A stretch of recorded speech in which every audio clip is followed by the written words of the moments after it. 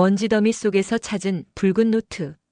만약 당신의 이름이 하루아침에 사라진다면 당신은 어떻게 자신을 증명하시겠습니까? 80년 전 히로시마 한 조선 소녀가 자신의 이름 대신 기억이라는 글자 하나로 살아야 했습니다. 2024년 어느 날 먼지 쌓인 자료실에서 발견된 작은 붉은 노트. 그 안에는 세상에서 지워진 한 아이의 마지막 외침이 고스란히 남아 있었죠.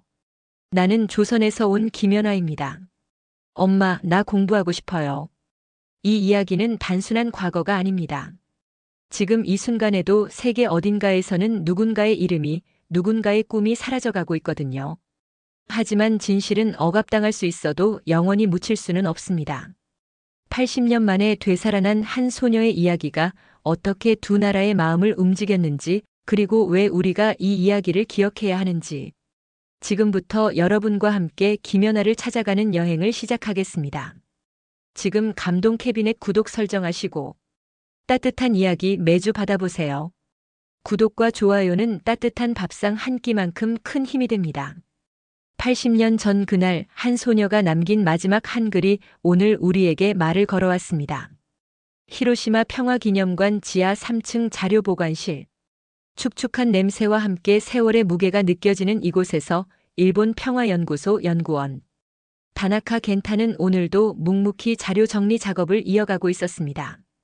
한일 공동 평화조사 프로젝트의 일환으로 시작된 이 작업은 벌써 6개월째 계속되고 있었죠. 똑같은 자료네. 다나카는 한숨을 내쉬며 먼지가 앉은 서류 상자를 열었습니다.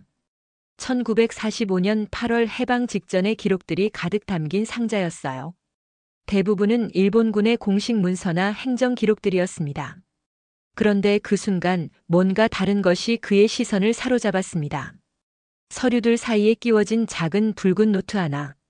크기는 손바닥만 했고 표지는 세월의 발의 원래 색깔을 알아보기 힘들 정도였습니다. 다나카는 조심스럽게 노트를 집어들었어요. 무게가 묘하게 무거웠습니다. 단순히 종이의 무게가 아닌 뭔가 다른 무게 같았죠.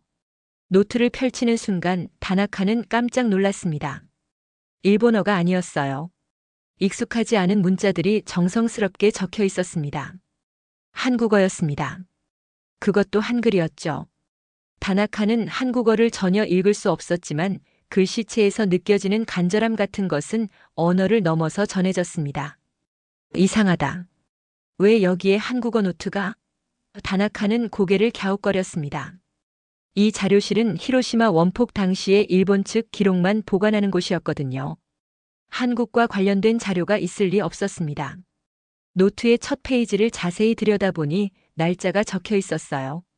1945년 7월 12일 원폭2와 약 한 달 전이었습니다. 다나카는 심장이 빨리 뛰는 것을 느꼈습니다.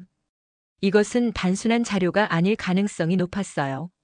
페이지를 천천히 넘기며 보니 글씨는 정말 아름다웠습니다. 어린아이의 글씨 같으면서도 또박또박 정성스럽게 쓰여 있었죠. 중간중간 눈물 자국처럼 보이는 얼룩들도 있었고 어떤 페이지는 글자가 번져 있기도 했습니다. 이건 일기인가? 다나카는 혼자 중얼거렸습니다. 비록 한글을 읽을 수는 없었지만 일기장의 형태는 분명했어요. 날짜별로 기록되어 있었고 때로는 짧게, 때로는 길게 적혀 있었습니다. 그 순간 다나카의 머릿속에 한 가지 생각이 스쳤습니다. 혹시 이것이 조선인 강제동원과 관련된 것일까? 그는 알고 있었어요. 히로시마에도 많은 조선인들이 강제로 끌려와 군수공장에서 일했다는 사실을 말입니다. 하지만 그들의 개인적인 기록은 거의 남아있지 않았죠. 다나카는 노트를 더 자세히 살펴봤습니다. 뒷표지 안쪽에 작은 글씨로 뭔가 적혀 있었어요. 다행히 이건 일본어였습니다. 1945년 8월 5일 발견. 폐허에서 주워옴. 내용 불명. 짧은 메모였지만 충격적인 내용이었습니다. 8월 5일. 원폭 투하 전날이잖아.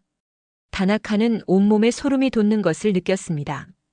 그렇다면 이 노트의 주인은 원폭을 겪었을 가능성이 높았어요. 아니, 어쩌면. 다나카는 더 이상 혼자서는 안 되겠다고 생각했습니다. 이 노트는 단순한 자료가 아니었어요. 누군가의 삶이, 누군가의 마지막이 담겨 있을지도 모르는 소중한 기록이었습니다. 그는 조심스럽게 노트를 다시 닫고 안전한 곳에 보관했습니다. 이 노트의 주인은 누구였을까? 그리고 지금 어디에 있을까? 다나카의 마음속에는 이미 강한 호기심과 사명감이 자라나고 있었습니다. 그는 결심했어요. 이 작은 붉은 노트의 비밀을 반드시 밝혀내겠다고 말입니다. 그날 밤 다나카는 잠을 이루지 못했습니다. 계속해서 그 정성스러운 한글 글씨체가 눈앞에 떠올랐어요. 마치 80년 전 그 소녀가 지금도 어디선가 자신의 이야기를 들어달라고 말하는 것 같았습니다. 소녀는 자신의 이름 대신 기억이라는 글자 하나로 모든 슬픔을 담아냈습니다. 다나카는 한국어를 번역해 줄 수 있는 사람을 찾기 위해 며칠간 고민했습니다. 평화연구소에는 한국어를 할 줄 아는 동료가 없었거든요. 결국 그는 히로시마 대학교 한국학과에 도움을 요청했습니다. 정말 놀라운 발견이네요. 한국학과 교수 야마다 선생님은 노트를 보며 감탄했습니다. 이런 개인 기록이 남아있다니. 게다가 이 글씨체는 정말 아름답네요. 야마다 교수의 번역이 시작되자 다나카는 점점 더 깊은 충격에 빠져들었습니다. 노트의 주인은 분명 어린 소녀였어요. 그런데 자신의 이름을 단 한 번도 제대로 쓰지 않았습니다. 항상 기억이라는 글자 하나로만 자신을 표현했죠. 1945년 7월 12일. 나는 기억입니다. 오늘도 공장에서 일했어요. 손이 아프지만 참아야 해요. 일본 사람들이 무서우니까요. 첫 번째 일기부터 다나카의 가슴이 아팠습니다. 어린 소녀가 어떤 환경에 있었는지 너무나 생생하게 드러났거든요. 야마다 교수도 번역하면서 여러 번 말을 멈춰야 했습니다. 7월 15일. 어제 같은 방에 사는 언니가 아팠어요. 열이 심하게 나는데 약이 없대요. 나도 무서워요. 여기서 아프면 죽는 건가요? 엄마가 보고 싶어요. 소녀의 일상은 공포와 그리움으로 가득했습니다. 매일 새벽 5시에 일어나 군수공장으로 가서 포탄을 만드는 일을 했어요. 점심도 제대로 주지 않았고 병이 나도 쉴 수 없었습니다. 하지만 가장 슬픈 것은 소녀가 자신의 정체성을 잃어가고 있다는 것이었죠. 7월 20일. 오늘 일본 사람이 내 이름을 물어봤어요. 한국 이름을 말하면 안 된다고 했으니까 그냥 고개를 저었어요. 그 사람이 화를 내면서 이름도 없는 조선인이라고 했어요. 맞아요. 나는 이름이 없어요. 다나카는 주먹을 꽉 쥐었습니다. 이렇게 어린아이에게 그런 일이. 야마다 교수는 안경을 벗고 눈을 닦았어요. 둘 다 말없이 번역을 계속했습니다. 하지만 소녀의 일기에는 절망만 있지 않았습니다. 그 속에는 놀라운 의지력과 희망이 숨어 있었어요. 7월 25일. 밤에 몰래 한글을 써요. 잊어버릴까봐 무서워서요. 우리 글자는 정말 예뻐요. 일본 글자보다 훨씬 예뻐요. 언젠가 조선으로 돌아가면 학교에 가고 싶어요. 선생님이 되고 싶어요. 학교에 가고 싶다. 다나카는 이 문장에서 오랫동안 멈춰 있었습니다. 전쟁 속에서도 강제 노동 속에서도 소녀는 배움을 꿈꾸고 있었어요. 그 순수한 소망이 80년이 지난 지금도 종이 위에서 살아 숨쉬고 있었습니다. 8월 1일. 요즘 하늘에서 이상한 비행기가 많이 와요. 사람들이 전쟁이 끝날 것 같다고 수군거려요. 정말일까요? 그럼 집에 갈 수 있을까요? 엄마는 아직 살아계실까요? 소녀는 엄마에 대한 그리움을 자주 표현했습니다. 강제동원될 때 엄마와 헤어졌고 그 후 소식을 전혀 듣지 못했던 것 같았어요. 가족에 대한 기억이 소녀에게는 유일한 희망이었습니다. 8월 3일. 오늘 꿈에서 엄마를 봤어요. 엄마가 내 머리를 쓰다듬어 주면서 연화야 힘내라고 하셨어요. 잠깐 왜 꿈에서는 내 이름을 불렀을까요? 나는 기억인데. 연화. 다나카와 야마다 교수는 동시에 눈을 마주봤습니다. 드디어 소녀의 진짜 이름이 나왔어요. 김연화. 아마 그것이 소녀의 진짜 이름일 것입니다. 하지만 그 다음 일기는 더욱 가슴 아팠습니다. 8월 4일. 아니야. 나는 연화가 아니야. 연화는 조선에 있는 아이야. 나는 여기 있는 기억이야. 이름 없는 아이야. 그래야 살 수 있어. 소녀는 자신을 보호하기 위해 스스로 이름을 지우고 있었습니다. 정체성을 포기하는 것만이 살아남는 방법이라고 생각했던 거죠. 다나카는 가슴이 미어지는 것을 느꼈습니다. 마지막 일기는 8월 5일자였습니다. 8월 5일.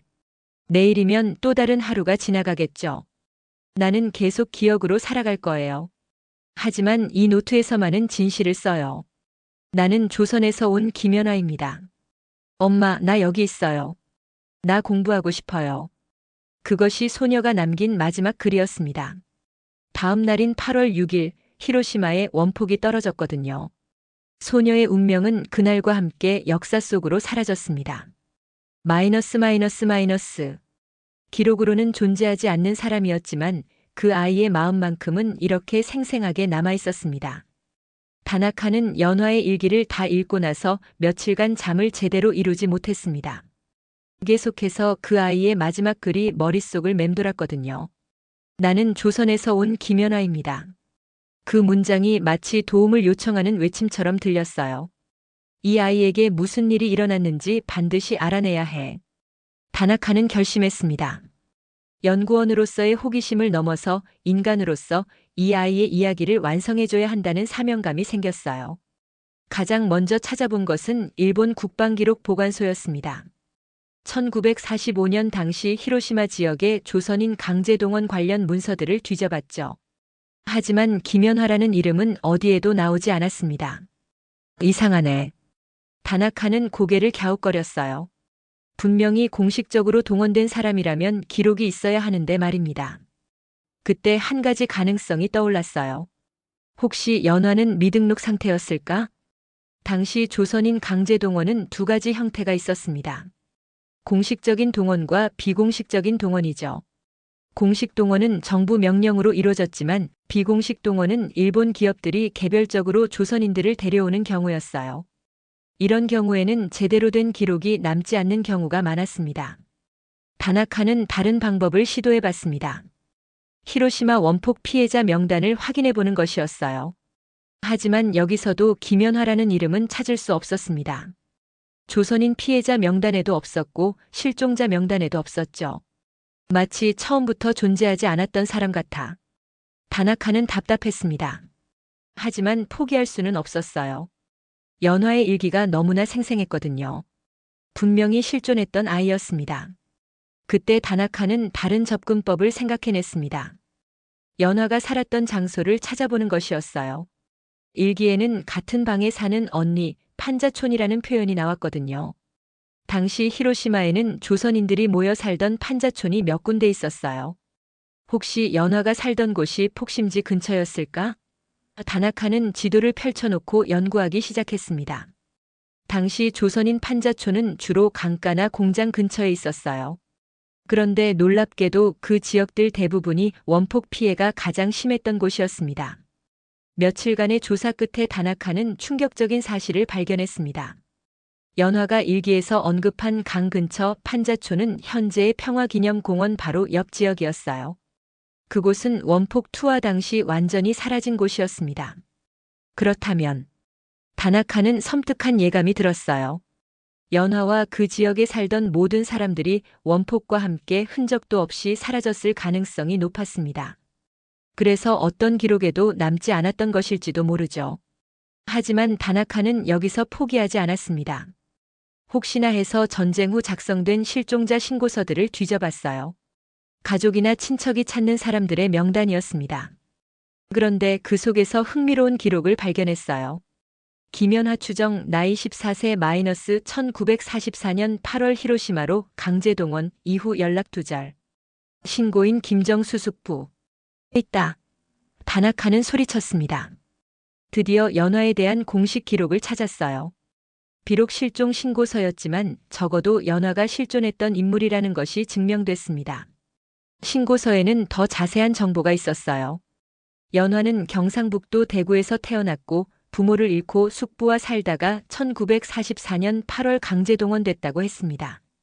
숙부 김정수는 해방 후부터 1953년까지 계속해서 연화를 찾으려고 노력했어요. 9년간 찾았다고. 다나카는 울컥했습니다. 숙부는 연화가 살아있다고 믿고 계속 찾았던 것이죠. 하지만 결국 찾지 못했고 1953년 이후로는 더 이상 신고서가 없었습니다. 다나카는 더 깊이 조사해 봤습니다. 김정수라는 사람이 어떻게 됐는지 알고 싶었거든요. 한국 전쟁 후의 기록들을 뒤져본 결과 김정수는 1954년 사망했다는 기록을 찾았어요. 연화를 찾지 못한 채로 세상을 떠난 것입니다. 이 아이는 정말 혼자였구나. 다나카는 마음이 무거워졌습니다. 가족도 잃고 고향도 잃고 마지막에는 이름까지 잃었던 연화. 그 아이에게는 정말 아무것도 남지 않았던 것 같았어요. 하지만 그때 다나카는 깨달았습니다. 연화에게는 하나 남은 것이 있었어요. 바로 그 작은 붉은 노트였습니다. 연화의 마음과 꿈과 희망이 고스란히 담긴 그 일기장 말입니다. 이 일기가 연화의 마지막 증거야. 다나카는 다짐했습니다. 이 아이의 이야기를 세상에 알려야 해. 그래야 연화가 진짜로 살았던 사람이 될 수 있어. 그는 결심했어요. 혼자서는 한계가 있었습니다. 한국의 연구자들과 협력해야겠다고 생각했죠. 연화의 이야기는 일본만의 이야기가 아니었거든요. 한국과 일본이 함께 풀어야 할 역사의 수수께끼였습니다. 바다를 건너온 편지 한 통이 80년 만에 두 나라의 마음을 이어주었습니다. 다나카는 한국의 연구기관에 협력을 요청하기로 했습니다. 혼자서는 한계가 있었거든요. 특히 김연화의 고향인 대구 지역의 자료는 한국에서만 확인할 수 있었어요. 며칠간 고민한 끝에 서울국립기록원에 공식 협력 요청서를 보냈습니다. 조선인 소녀의 일기를 발견했습니다. 김연화라는 이름의 14세 소녀로 추정되며 1944년 대구에서 히로시마로 강제 동원된 것으로 보입니다. 한국 측 자료 조사에 협력해 주시면 감사하겠습니다. 요청서를 보내고 일주일이 지났을 때 뜻밖의 연락이 왔습니다. 국립기록원의 정하윤 연구사였어요. 그런데 그녀의 답변은 다나카가 예상했던 것과 완전히 달랐습니다. 다나카 선생님, 정말 놀라운 우연입니다. 저희도 김연화라는 이름을 찾고 있었거든요. 전화를 받은 다나카는 깜짝 놀랐습니다. 어떻게 그럴 수가 있죠? 연화를 찾고 계셨다고요? 정하윤은 믿기 어려운 이야기를 들려줬습니다. 저희 기록원에서는 조선인 원폭 피해자 관련 자료를 정리하고 있어요. 그런데 최근에 일본군 위안부 피해자 할머니께서 돌아가시면서 남긴 자료들 중에서 이상한 편지를 발견했거든요. 편지요? 네. 1953년에 쓰인 편지인데 히로시마에서 실종된 조카 김연아를 찾는다는 내용이었어요. 편지를 쓴 사람은 김정수라는 분이셨고요. 다나카는 온몸에 소름이 돋았습니다. 김정수. 바로 자신이 실종 신고서에서 찾았던 연화의 숙부 이름이었거든요. 혹시 그 편지에 더 자세한 내용이 있나요? 있어요. 김연화가 1930년 대구에서 태어났고 부모님이 일찍 돌아가셔서 숙부인 김정수가 키웠다고 나와 있어요. 1944년 8월 일본 관리들이 와서 연화를 데려갔다고 했습니다. 그때 연화가 마지막으로 한 말이. 정하윤은 잠시 말을 멈췄습니다. 그리고 떨리는 목소리로 계속했어요. 숙부님, 저 공부하러 가는 거죠? 라고 했대요. 연화는 자신이 학교에 가는 줄 알았던 거죠. 다나카는 가슴이 먹먹해졌습니다. 연화의 일기에서 계속 나왔던 공부하고 싶다는 말이 떠올랐거든요. 그 아이는 끝까지 배움을 갈망했던 것입니다. 그런데 더 놀라운 것은 편지에 연화의 필체가 있다는 점이에요. 정하윤이 말했습니다. 필체요? 김정수 씨가 연화를 찾기 위해서 연화가 직접 쓴 글씨를 편지에 동봉했거든요. 이 글씨를 쓴 아이를 보셨으면 연락해달라고 하면서 말이에요. 다나카는 심장이 빨리 뛰는 것을 느꼈습니다. 혹시 그 글씨를 볼 수 있을까요? 물론이죠. 사진으로 찍어서 보내드릴게요. 몇 분 후 다나카의 휴대폰에 사진이 도착했습니다. 화면을 본 순간 다나카는 숨이 멎는 것 같았어요. 분명히 연화의 글씨였습니다. 일기장에서 봤던 그 정성스럽고 아름다운 글씨체와 똑같았어요. 편지 속 연화의 글은 이렇게 되어 있었습니다. 숙부님께 연화가 열심히 공부하겠습니다. 걱정 마세요. 언젠가 꼭 돌아갈게요. 1944년 7월 20일 김연화 올림. 맞아. 이 아이가 연화야. 다나카는 확신했습니다. 필체뿐만 아니라 날짜도 일치했거든요. 연화의 일기는 7월 12일부터 시작됐는데 편지는 7월 20일에 쓰였어요. 히로시마에 도착한 후 숙부에게 보낸 마지막 편지였던 것입니다. 정하윤은 더 놀라운 소식을 전했습니다. 저희가 조사해 본 결과 김정수 씨는 해방 후부터 1953년까지 전국의 신문에 연화를 찾는 광고를 냈어요. 그리고 히로시마에도 직접 편지를 보냈고요. 히로시마에도요? 네. 일본 적십자사, 히로시마 시청, 원폭 피해자 단체 등등 수십 군데에 편지를 보냈어요. 하지만 답장을 받은 곳은 없었죠. 다나카는 가슴이 아팠습니다. 김정수는 9년간 조카를 찾기 위해 모든 노력을 다했던 것입니다. 하지만 연화는 이미 원폭과 함께 사라진 후였죠. 그런데 김정수 씨가 돌아가시기 전에 남긴 마지막 편지가 하나 더 있어요. 정하윤이 말했습니다. 마지막 편지요? 1954년에 쓰신 건데.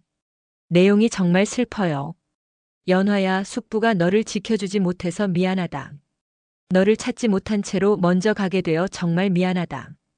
어디서든 평안하기를 바란다는 내용이에요. 다나카는 눈물이 났습니다. 80년 전에 일어난 일이지만 그 슬픔이 생생하게 전해졌거든요. 연화를 사랑했던 숙부의 마음, 그리고 숙부를 그리워했던 연화의 마음이 시간을 넘어서 만날 수 있다면 얼마나 좋을까 하는 생각이 들었어요. 정하윤 씨, 혹시 한국에 오실 수 있나요? 다나카가 물었습니다. 아니요, 제가 한국으로 가겠습니다. 연화의 이야기를 제대로 알아보고 싶어요. 좋은 생각이에요. 저도 히로시마에서 발견된 연화의 일기를 직접 보고 싶었거든요. 두 사람은 곧 만나기로 약속했습니다. 일본의 연구원과 한국의 연구사가 80년 만에 한 소녀의 이야기로 연결된 것입니다. 연화가 꿈꿨던 것처럼 국경을 넘어서 사람들이 손을 잡고 있었어요. 연화야, 내가 혼자가 아니었구나. 다나카는 혼자 중얼거렸습니다. 한국에는 너를 기억하고 찾던 사람들이 있었어. 80년이 지나서야 한 할머니가 용기를 내어 묻혀있던 진실을 꺼내놓으셨습니다. 정하윤이 히로시마에 도착한 지 사흘째 되던 날이었습니다. 다나카와 함께 연화가 살았을 것으로 추정되는 지역을 답사하고 있을 때 뜻밖의 전화가 걸려왔어요. 히로시마 평화기념관 접수처에서 걸려온 전화였습니다. 다나카 연구원님, 이상한 전화가 왔어요. 할머니 한 분인데 조선인 여자아이에 대해서 아시는 게 있다고 하시는데. 다나카와 정하윤은 서로를 바라봤습니다. 혹시나 하는 마음에 급히 평화기념관으로 향했어요. 접수처에는 80대 후반으로 보이는 일본인 할머니가 앉아 계셨습니다. 이름은 다나카 기쿠코였어요. 할머니, 조선인 아이에 대해서 뭔가 아시는 게 있다고 하셨는데요. 다나카가 조심스럽게 물었습니다. 할머니는 잠시 망설이셨어요. 그러더니 떨리는 목소리로 말씀하기 시작했습니다.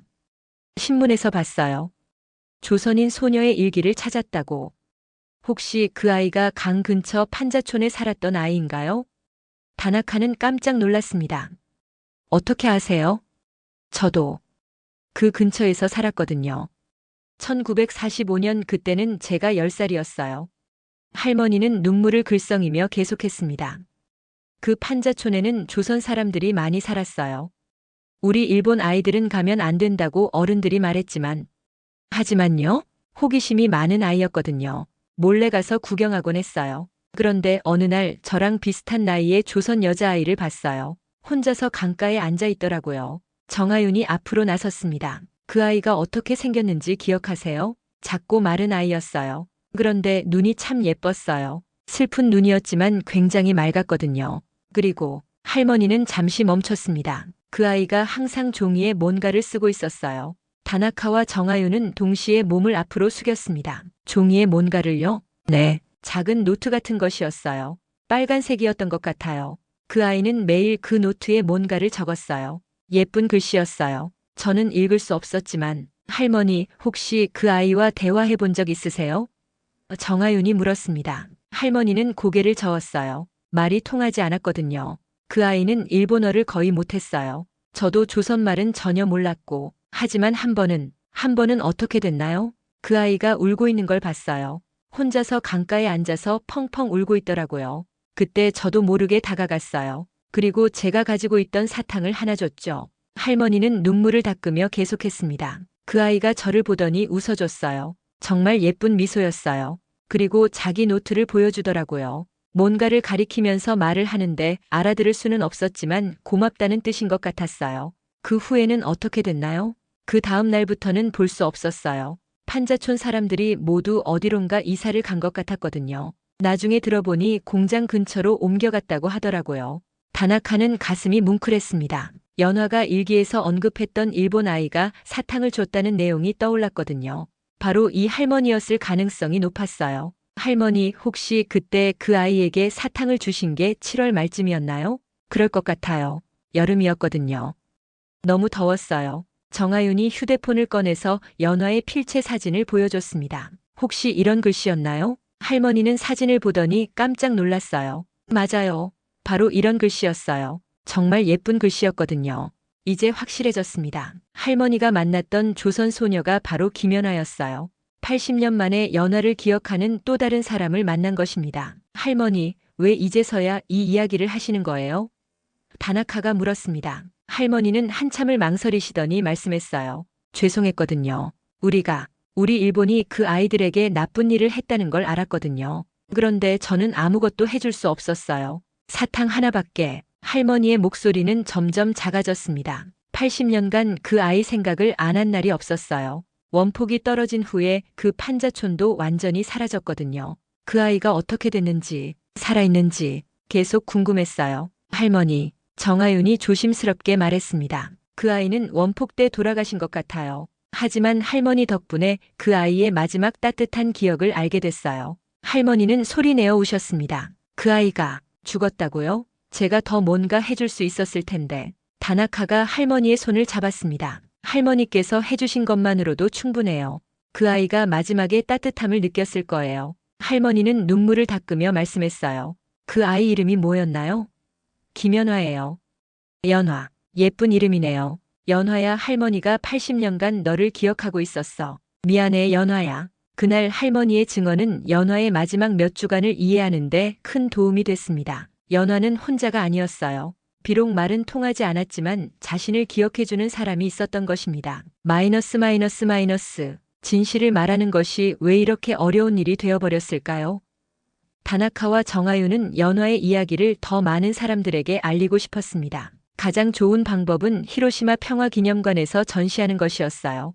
연화의 일기와 함께 그 시대의 조선인 강제동원에 대한 이야기를 보여주면 많은 사람들이 잊혀진 역사를 기억할 수 있을 거라고 생각했습니다. 다나카는 평화기념관 관장에게 전시 제안서를 제출했습니다. 김연화의 일기 히로시마에서 사라진 조선 소녀의 기록이라는 제목으로 특별전을 열자는 내용이었어요. 제안서에는 연화의 일기 전문과 함께 당시 조선인 강제동원의 역사적 배경도 포함됐습니다. 하지만 일주일 후 돌아온 답변은 실망스러웠습니다. 다나카 연구원님, 제안해주신 전시건에 대해서 이사회에서 논의해봤습니다. 하지만 현재로서는 전시가 어려울 것 같습니다. 어려우면 왜 그런 건가요? 다나카가 물었습니다. 관장은 난처한 표정을 지었어요. 정치적으로 민감한 사안이라서요. 조선인 강제동원 문제는 아직도 한일 간에 논란이 있는 사안이잖아요. 평화기념관이 정치적 논란에 휘말리는 것은 바람직하지 않다고 판단됩니다. 다나카는 답답했습니다. 하지만 이건 정치가 아니라 역사잖아요. 실제로 일어났던 일이고 한 소녀의 진짜 이야기예요. 그렇다고 해도 보수 단체들에서 반발할 가능성이 높아요. 평화기념관이 반일 전시를 한다고 비판할 것 같습니다. 정아윤도 설득해봤습니다. 관장님, 이건 반일이 아니라 평화의 메시지예요. 전쟁이 얼마나 많은 사람들을 아프게 했는지, 특히 어린 아이들에게 얼마나 큰 상처를 줬는지 보여주는 거잖아요. 하지만 관장의 대답은 변하지 않았습니다. 죄송합니다. 현재로서는 전시가 어려워요. 다나카는 실망했지만 포기하지 않았습니다. 다른 방법을 찾아봤어요. 우선 연화의 이야기를 학술 논문으로 발표하기로 했습니다. 일본 평화쾌지의 히로시마에서 발견된 조선인 소녀의 일기 연구라는 제목의 논문을 제출했죠. 논문은 큰 반향을 일으켰습니다. 일본의 역사학자들과 평화 연구자들이 크게 주목했어요. 특히 연화의 생생한 일기 내용이 많은 사람들에게 충격을 줬습니다. 하지만 동시에 반발도 있었습니다. 일본의 보수 단체들이 조작된 일기일 가능성이 있다.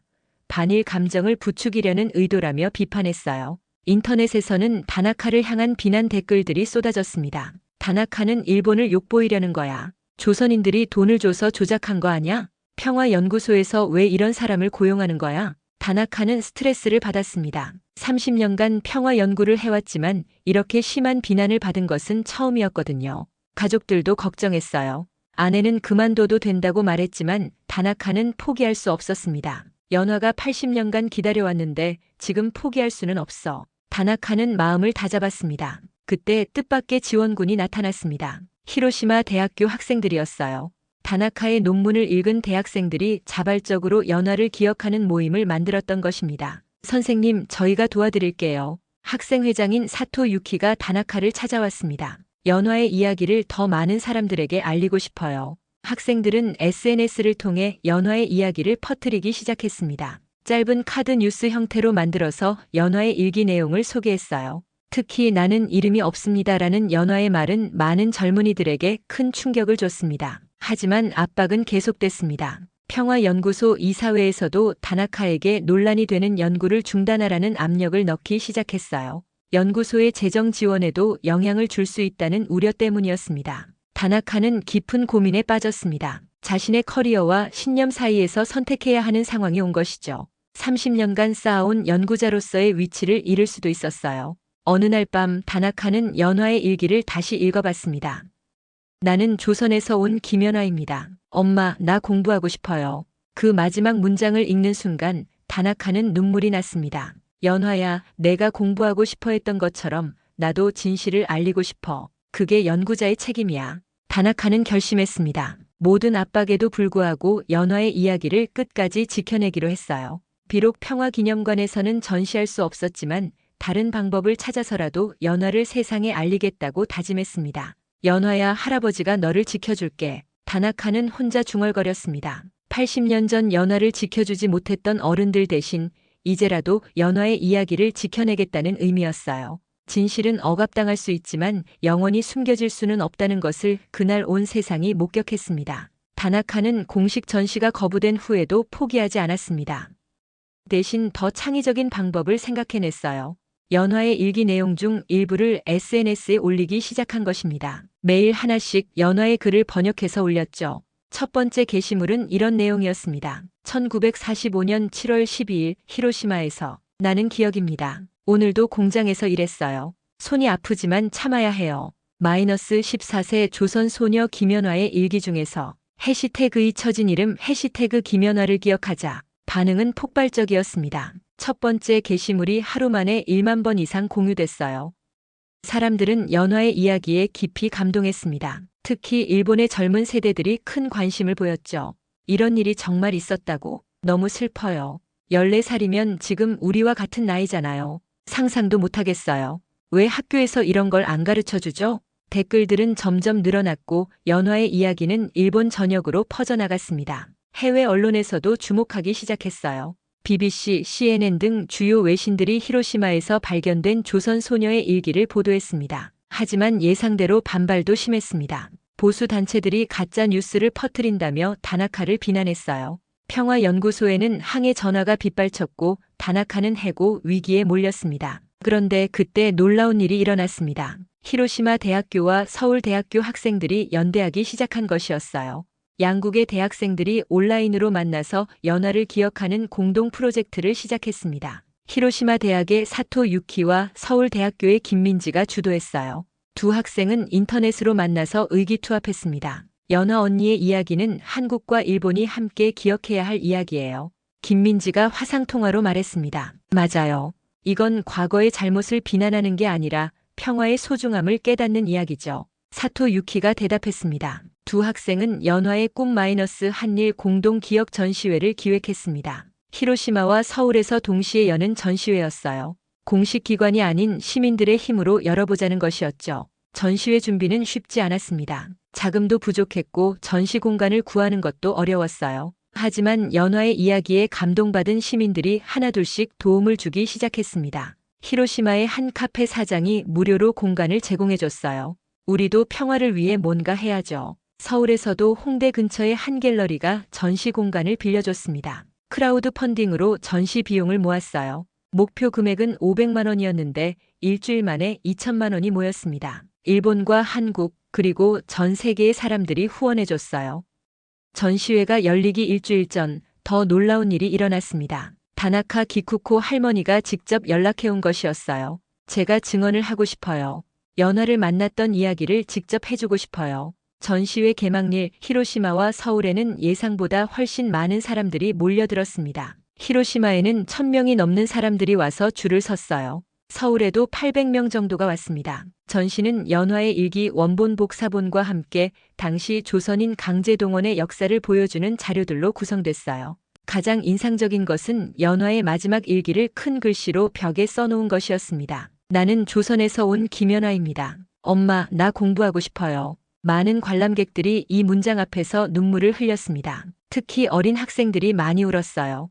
연화와 비슷한 나이의 아이들이 연화의 마음을 깊이 이해한 것이죠. 다나카 기쿠코 할머니의 증언은 가장 감동적인 순간이었습니다. 80년 전 제가 만났던 그 아이가 연화였어요. 그때 제가 더 많은 걸 해줄 수 있었다면. 하지만 지금이라도 그 아이를 기억하게 되어서 다행이에요. 할머니의 증언을 들은 관람객들은 모두 숙연해졌습니다. 역사가 단순한 기록이 아니라 살아있는 사람들의 이야기라는 것을 실감한 순간이었어요. 전시회는 일본 공영방송 NHK에서도 보도했습니다. 시민들이 만든 평화 전시회라는 제목으로 15분 특집으로 방송됐어요. 한국에서도 KBS, MBC 등 주요 방송사에서 보도했습니다. 온라인에서도 큰 반향이 있었습니다. 전시회 관련 해시태그가 트위터 트렌드 1위를 차지했어요.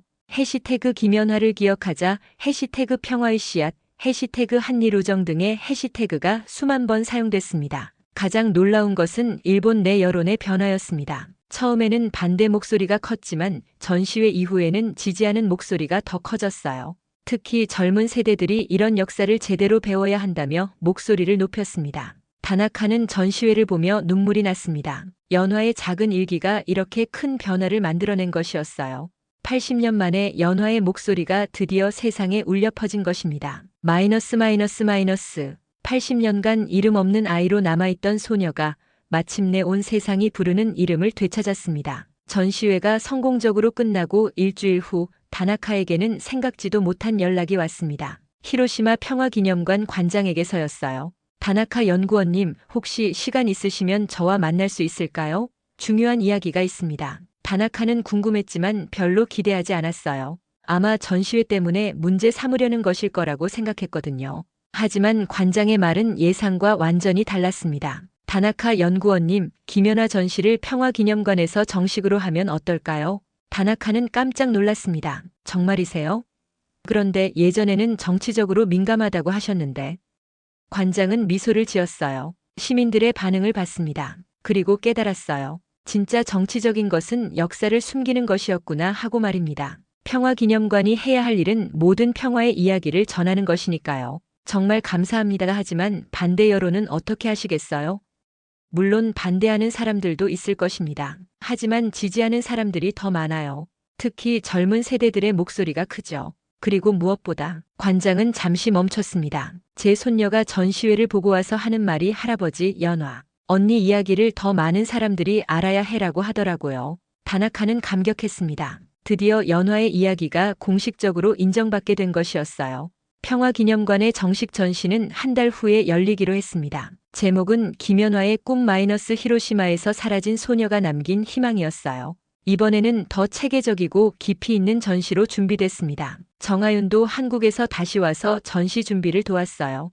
이번에는 김연화의 고향인 대구의 자료들도 함께 전시하기로 했습니다. 연화가 태어나고 자란 곳, 숙부와 함께 살던 집터, 연화를 그리워했던 숙부의 편지들까지 모든 것이 포함됐어요. 전시 준비 과정에서 또 다른 발견이 있었습니다. 일본 적십자사 기록보관소에서 1946년에 작성된 문서를 찾은 것이었어요. 조선인 실종자 수색 요청이라는 제목의 문서였는데 그 안에 김정수가 연화를 찾기 위해 보낸 편지가 있었습니다. 편지에는 이런 내용이 있었어요. 제 조카 김연화는 1944년 8월 히로시마로 강제동원됐습니다. 마지막 편지에서 열심히 공부하겠다고 했습니다. 그 아이는 정말 공부를 좋아했어요. 선생님이 되는 것이 꿈이었습니다. 제발 그 아이를 찾아주세요.